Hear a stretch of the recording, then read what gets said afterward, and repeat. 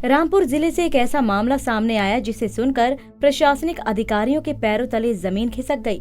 दरअसल corona virus के मद्देनजर डेटा मैपिंग का कार्य किया जा रहा था, जिसका मुख्य उद्देश्य कोरोना संक्रमण की दृष्टिगत संवेदनशील लोगों को खोजना था, जो किसी भी तरह की बीमारी से ग्रसित हो, फिर चाहे वो गर्भवती स्त्रियां, कुपोषित बच्चे या वृद्ध हो। ऐसे में कुछ विभागों से उनके रेडी डेटा उठाए गए, जिनका अवलोकन किया गया, जिसमें ये बात निकलकर सामने आई कि वृद्धावस्था पेंशन ले रहे परिवारों में 186 लोग ऐसे हैं जिन वृद्धों की मृत्यु हो चुकी है।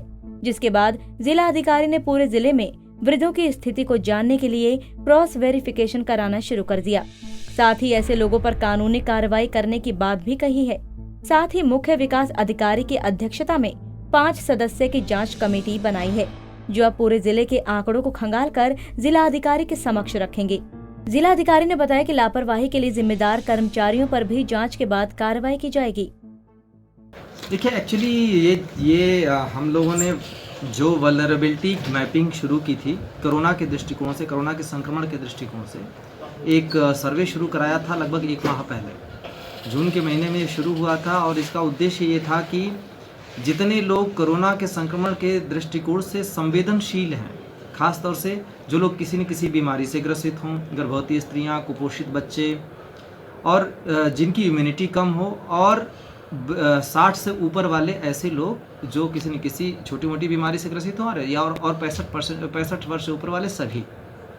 इसके तहत हमने कई सारे तरीके के पहले प्राइमरी डेटा उठाए थे, और उसमें जो वृद्धावस्था पेंशन पा रहे हैं वो, जो लोग पेंशनर्स हैं वो, ऐसे करके जिन विभागों से अगर हमारे रेडी डेटा मिल गए, उन रेडी डेटा को वेरीफाई कराने के लिए हमने पहला प्रयास किया।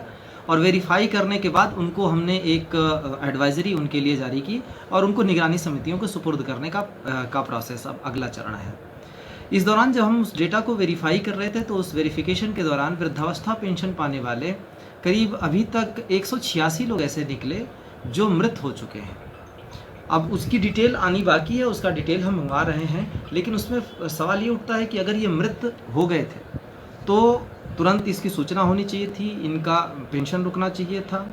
इसका सत्यापन किया गया, नहीं किया गया? अगर नहीं किया गया तो क्यों नहीं किया गया? किसकी जिम्मेदारी थी सत्यापन करने की? अगर सत्यापन किया गया है तो सत्यापन किसने किया और क्यों लापरवाही बरती गई है? और अगर गलत सत्यापन किया गया तो उसको चेक करने का जिम्मा किसका था? हालांकि मामला सामने आने के बाद जिलाधिकारी ने जांच के आदेश तो दे दिए, लेकिन 186 लोग ऐसे पाए जाना जिनके वृद्धों की मृत्यु हो चुकी है, उसके बावजूद पेंशन ले रहे हैं। बिना प्रशासनिक अधिकारियों की मिली भगत के ऐसा फर्जीवाड़ा करना नामुमकिन है। पंजाब केसरी के लिए रामपुर से रवि कुमार की रिपोर्ट।